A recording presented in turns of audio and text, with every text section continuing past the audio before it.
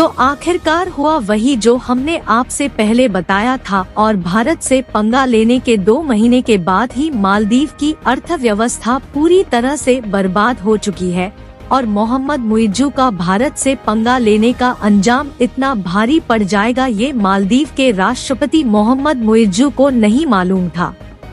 मालदीव की हालत यह हो गई है कि उसे श्रीलंका और पाकिस्तान जैसे देशों से मदद की भीख मांगना पड़ रहा है और चीन ने मालदीव का वही हाल कर दिया है जो कि कुछ सालों पहले पाकिस्तान और श्रीलंका के साथ हुआ था और जो कटोरा चीन ने पाकिस्तान को पकड़ाया था अब वही कटोरा मालदीव के हाथ में थमा दिया है और मालदीव के हालात ये हो गए हैं कि चीन के जासूसी जहाज मालदीव के आइलैंड पर कब्जा करना शुरू कर दिया है और चीन इन जासूसी जहाज का इस्तेमाल भारत के खिलाफ नजर रखने के लिए करने वाला है और मालदीव के दिवालिया होने की नौबत आ गई है जहां वह भी पाकिस्तान के जैसे घर घर भीख मांगने की तैयारी कर रहा है। पूरी अपडेट क्या है इस वीडियो में समझते हैं, लेकिन वीडियो में आगे बढ़ने से पहले मालदीव का भारत से पंगा लेने का अंजाम 2 महीने के अंदर ही मिलना शुरू हो गया है। उसके लिए वीडियो को लाइक करके चैनल को सब्सक्राइब जरूर कीजिएगा। देखिए, मालदीव ने ये सोचा था कि भारत से दुश्मनी मोल लेगा तो चीन उसकी दर दर पर मदद करता फिरेगा और मालदीव का यह सोचना बिल्कुल सही था, लेकिन मालदीव के राष्ट्रपति ये सोचना भूल गए कि पाकिस्तान और श्रीलंका ने कुछ साल पहले इसी तरह भारत से दूरियां बनाकर चीन से हाथ मिलाया था, जहां पाकिस्तान और श्रीलंका की मदद चीन ने इस तरह से की है कि आज पाकिस्तान के हाथ में कटोरा के अलावा और कुछ भी नहीं बचा है और भारत से पंगा लिए मालदीव को 2 महीने भी नहीं बीते कि दिवालिया हो चुका है और चीन भी मालदीव की मदद करने से कतरा रहा है और भारत जो कि मालदीव जाने वाले टूरिस्ट में नंबर 1 पर था वह 5वें नंबर पर पहुंच गया है। यानी कि मालदीव की अर्थव्यवस्था का जो मेन इनकम सोर्स था वह इतना कम हो गया है कि मालदीव जिन देशों से कर्जा लिया है उनको चुकता नहीं कर पा रहा है और इस बार मालदीव के हालात ये हो रहे हैं कि मोहम्मद मुइज्जू ने अपने पैर पर कुल्हाड़ी खुद नहीं मारी, बल्कि वह खुद धारदार कुल्हाड़ी पर जाकर बैठ गया है।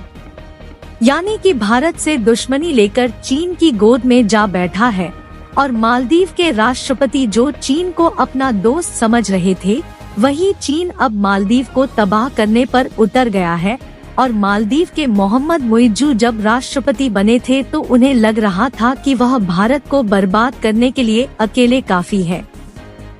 लेकिन भारत के प्रधानमंत्री नरेंद्र मोदी के लक्षद्वीप दौरे और एक डुबकी से मालदीव इतना डूब जाएगा ये बात मालदीव के राष्ट्रपति को भी नहीं मालूम थी, क्योंकि मालदीव के 3 मंत्रियों ने उस देश के प्रधानमंत्री को गाली दी। जिस देश के टूरिस्ट से मालदीव की जनता का पेट भरता है। इसके अलावा दवा से लेकर खाने पीने की वस्तुएं भारत से ही मालदीव भेजी जाती है। यानी कि मालदीव इस शिकंजे में फंस गया है कि वह भले ही भारत के 77 सैनिकों को वापस भारत भेज दे, लेकिन वह भारत का कुछ भी नहीं बिगाड़ सकता और केवल भारतीय टूरिस्ट के मालदीव ना जाने से मालदीव के हाथ में कटोरा आ गया है। जबकि देखा जाए तो भारत के टूरिस्ट ने पूरी तरह से मालदीव जाना बंद नहीं किया है और अगर भारत के सभी टूरिस्ट मालदीव जाना बंद कर दे तो मालदीव के हालात क्या होंगे इसका अंदाजा आप खुद ही लगा सकते हैं। और हाल ही में कुछ ऐसी रिपोर्ट सामने निकल कर आई है जिसमें ये बताया गया है कि मालदीव इस समय किस तरह से फंस चुका है और इस रिपोर्ट को देखें तो मालदीव इस समय मदद के लिए चीन और तुर्की की गुहार लगा रहा है, लेकिन चीन और तुर्की ने मदद करने से मुंह मोड़ लिया है, क्योंकि मालदीव ने चीन से कर्जा तो ले लिया लेकिन चुकाएगा कैसे इसके बारे में नहीं सोचा। वैसे अगर भारतीय टूरिस्ट फिर से मालदीव जाना शुरू कर दे तो ये कर्ज आसानी से चुकाया जा सकता है, लेकिन मालदीव ने चीन से कर्जा लेकर टूरिस्ट इंफ्रास्ट्रक्चर को तो बढ़ाने की प्रक्रिया शुरू कर दी, लेकिन मालदीव में जाने वाले टूरिस्ट की संख्या बहुत ही ज्यादा कम हो चुकी है और कर्ज इतना ज्यादा बढ़ चुका है कि मालदीव उसे चुकाने में नाकामयाब साबित हो रहा है और एक दिन पहले कुछ रिपोर्ट्स सामने निकल कर आती है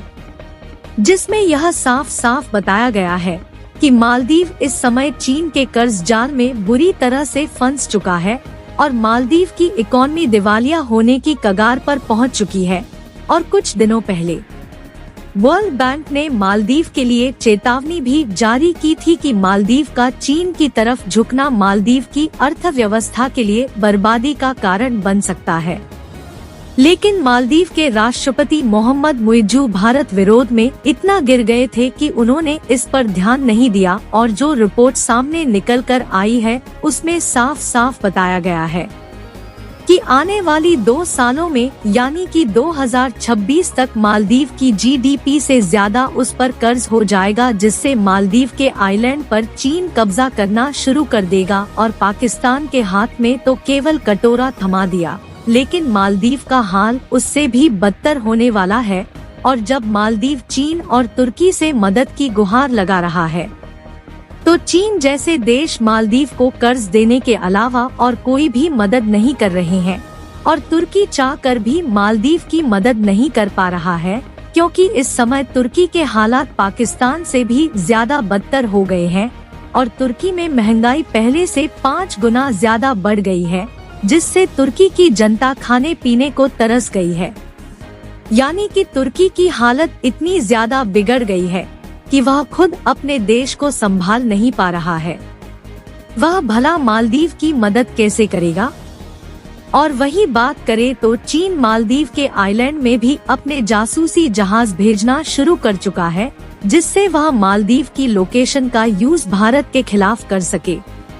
मालदीव के राष्ट्रपति मोहम्मद मुइज्जू ने पहले ये सोचा था कि चीन से कर्जा लेकर अपना बेड़ा पार लगा लेंगे, लेकिन मालदीव ये भूल चुका था कि जितना चीन उसे कर्जा दे रहा है उससे ज्यादा तो भारत सहायता राशि के रूप में मालदीव की मदद करता आया था। अगर लेटेस्ट रिपोर्ट की बात करें तो अभी इंटरनेशनल मॉनिटरिंग फंड IMF ने मालदीव को आगाह कर दिया है कि चीन से कर्ज लेना ही मालदीव को बर्बाद कर डालेगा।